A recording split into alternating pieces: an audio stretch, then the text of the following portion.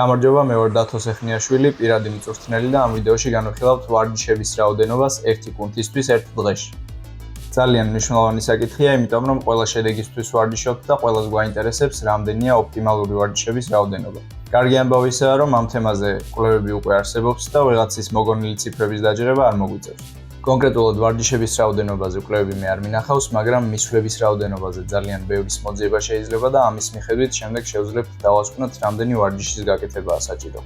კიდევ სხვა რაღაცებიც უნდა გავითვალისწინოთ და ამაზეც ვისაუბრებთ ვიდეოს განმავლობაში. მაგრამ პირველ რიგში დავიწყოთ მისვლების რაოდენობით. აქ ორი რაღაც გვაინტერესებს. პირველი არის მინიმალური ვარჯიშის რაოდენობა, რომელიც შედეგს გამოიწვევს.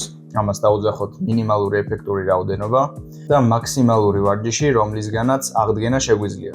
ამას დავუძახოთ მაქსიმალური აღდგენადი რაოდენობა. ეს ორი რაღაც იმიტომ გვაინტერესებს, რომ მისვლების რაოდენობის ზრდა კუნთის ზრდას იწვევს, მაგრამ მხოლოდ რაღაც დონემდე. მაგალითად, მე რომ დავიწყო კვირაში მხოლოდ 3 მისვლით ვარჯიში, კუნთი გაიზრდება, მაგრამ არა იმ სიჩქარით და იმ რაოდენობით, რამდენადაც შეიძლება. ეს რომ გავაორმაგო შემდეგ კვირას და გავაკეთო 6 მისვლა, კუნთი უფრო მეტად გაიზრდება. ეს რომ კიდევ გავაორმაგო და შემდეგ კვირას გავაკეთო 12 მისვლა, კიდევ უფრო მეტი შედეგი მექნება, მაგრამ რა თქმა უნდა, ეს უსასრულოდ არ გრძელდება. დაახლოებით 15-დან 25 მისვლამდე, ზოგ კვლევაში 30 მისვლაც კი მეტ კუნთის ზრდას იწვევს, მაგრამ 30-ის შემდეგ დიდი ალბათობით უკეთესი შედეგი არ გექნება და პროგრესი შენელდება, ან საერთოდ გაჩერდება. და ამის მერე თუ კიდევ გაზრდი და უაზროდ ბევრს ვარჯიშებ, დაახლოებით 50-ს ან მეტს თუ გააკეთებ როგორღაც, ამ შემთხვევაში შედეგი პირიქით გაუარესდება. ანუ მისვლების რაოდენობას და კუნთის ზრდას ამოტრიალებული იუს ფორმის ურთიერთობა აქვს. თავიდან ვარჯიშს რომ დაიწყებ მინიმალური ეფექტური რაოდენობით, დაახლოებით 1-დან 3 მისვლამდე კვირაში, შედეგი გექნება, მაგრამ მაქსიმალური არა. ამის შემდეგ მისვლების რაოდენობას თუ გაზრდი, შედეგიც მოიმატებს.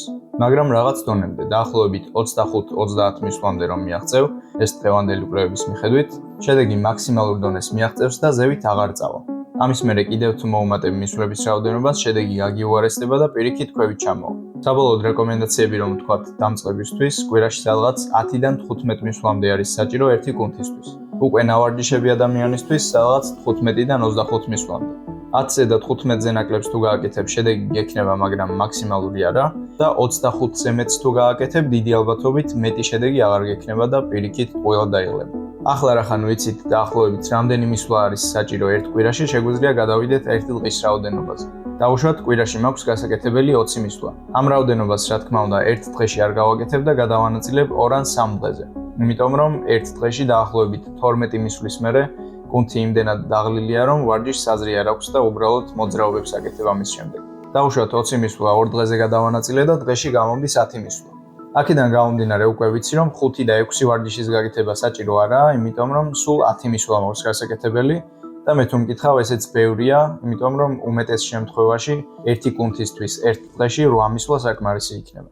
მეორე რაც უნდა გავითვალისწინოთ, არის ის კუნთი, რომელსაც ვავარჯიშებთ. ზოგ კუნთს რამოდენიმე ნაწილი აქვს, რომლებიც შეიძლება ცოტათ სხვანაირად მუშაობდნენ, ამიტომ ერთი ვარჯიში ყველას დასაფარად საკმარისი არ იქნება. მაგალითად დავიღოთ მკერდის კუნთი. მკერდის კუნთს აქვს 3 ნაწილი. ლავიწის, მკერდნეკნების და მუცლის ნაწილი, ანუ ზედა, შუა და ქვედა ნაწილები. ამ ნაწილების ბოჭკოები ცოტათი სხვადასხვა მიმართულებით არიან განლაგებულები, ამიტომ ერთი ვარჯიში გვჭირდება, რომელიც ზედა მკერდს ავარჯიშებს, მაგალითად წოლჭემი ამაღლებულ სკამზე, და ერთი ვარჯიში, რომელიც შუა და ქვედა ნაწილს ავარჯიშებს, მაგალითად წოლჭემი ჰორიზონტალურ სკამზე. სპეციალურად ქვედა მკერდისთვის ვარჯიშის გაკეთება აუცილებელი არაა, იმიტომ რომ ისედაც საკმარისად მუშაობს ჰორიზონტალურ ვარჯიშებზე.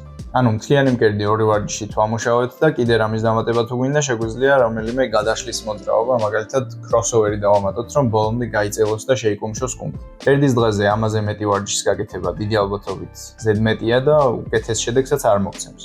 ის უნდა გვახსოვდეს, რომ ეფექტური მისვლების რაოდენობა ერთ სესიაზე შეზღუდულია. ანუ როგორც უკვე ვთქვით, 12 მისვლა თუ არის ეფექტური მისვლების მაქსიმუმი, ამ 3 ვარჯიშით 12 მისვლას უკვე ვაკეთებ. ახლა ვინმე შეიძლება თქვას, რომ თუ 12 მისვლა გასაკეთებელი, რატომ არ შეიძლება 6 ვარჯიში გააკეთო თითოზე 2-2 მისვლა. ამაზე პირველი პასუხი იქნებოდა, რომ კი შეიძლება, მაგრამ ძალიან არაპრაქტიკული იქნებოდა. ნებისმიერ ვარჯიშს როცა აკეთებ, პირველი მისვლა ყოველთვის არის ისე რა. მეორე მისვლა ყოველთვის ჯობია პირველს და მესამე და მეოთხე არის საუკეთესო მისვლები, იმიტომ რომ ვარჯიშის განმავლობაში ნელ-ნელა ხურდები ფონებრივი კავშირი კუნთთანაც გიუმჯობესდება და ტექნიკასაც უფრო და უფრო უკეთესად აკეთებ. ანუ მხოლოდ 2 მისვლას თუ აკეთებ და მაშინვე სხვა ვარჯიშზე გადადიხარ, იმ დროს ჩერდები, როცა ვარჯიშის კარგი ნაწილი უნდა დაიწყოს. ბაკურიანში სასრიალო წასვლასავითაა 1-2 დღით. განსაკუთრებით კარგად თუ არის სრიალი, პირველი დღე ყოველთვის არის გახსენების და სწავლის დღე. შეიძლება 1-2 ჯერ წაიქცე კიდეც, ანუ კარგად ვერ გაერთობ. მეორე დღეს ყოველთვის უკეთესად სრიალებ ვიდრე პირველ დღეს და მესამე დღეს, როცა ყველაფერი ნასწავლი გაქვს, შეგიძლია გაერთო. ანუ 1 ან 2 დღით რომ წახვიდე, ჩათვალე სასწავლად მიდიხარ და წესიერად ვერ შეიძლება. დაახლოებით ეგრეა ვარჯიშიც. ამას საერთოდ განსხვავებული მოძრაობები თუ გაქვს არჩეული, ყოველი ვარჯიშის წინ ერთი მისვლა მაინც გასახურებლად დაგჭირდება, რაც დროს მოითხოვს. პლუს ხანდახან ისეთი სიტუაციაა ხოლმე დარბაზში, განსაკუთრებით თუ სავსეა, რომ ერთ ტრენაჟორს ან წონას რომ იშოვი, წასვლა და სხვაგან რიგში ლოდინი აღარ გინდა. ამიტომ ჯობია ერთი კუნთისთვის მაქსიმუმ 3 ვარჯიში არჩიო და ისინი აკეთო მეტი მისვლებით, განსაკუთრებით მაშინ, როცა მეტი ვარჯიშების გაკეთება მეტ შედეგს არ მოგცემს. ამ ყველაფრის გათვალისწინებით შეგვიძლია ვთქვათ, რომ ვარჯიშების ოპტიმალური რაოდენობა ერთ დღეში ერთი კუნთისთვის არის 1-დან 3 ვარჯიში, თითო ვარჯიშზე 1-დან 5 მისვლა. ერთი დღის მაგალითი რომ მოვიყვანოთ, დავუშვათ ერთად ვავარჯიშებთ მკერდს, გვერდითა დელტს და ტრიცეპს. მკერდისთვის გავაკეთებდით წოლჭიმს ჰანტელებით ამაღლებულ სკამზე 3 მისვლას, წოლჭიმს ჰორიზონტალურ სკამზე ჰანტელებით 3 მისვლას და crossover-ს 2 მისვლას. შემდეგ ტრიცეპსისთვის გავაკეთებდით მაგალითად JM press 4 მისვლა, იმიტომ რომ მკერდზე ისედაც მუშაობს ტრიცეპსი და გვერდითა დელტისთვის გავაკეთებდით განგაშლას კაბელზე 4 მისვლას. სულ გამოდის 16 მისვლა, რაც დამწყებისთვის საკმარისზე მეტია და დამწყები თუ აღარ ხარ, შეგიძლია ახალი ვარჯიშის ციკლი ესე დაიწყო და ნელ-ნელა გაზარდო მისვლების რაოდენობა. ამ ვიდეოსთვის სულ ეს არის. კითხვები თუ გაქვს, შეგიძლია კომენტარებში დაწერო და გიპასუხებ. დაალაიქე ვიდეო თუ მოგეწონა და გამოიწერე არხი, რომ შემდეგი არ გამოტოვო.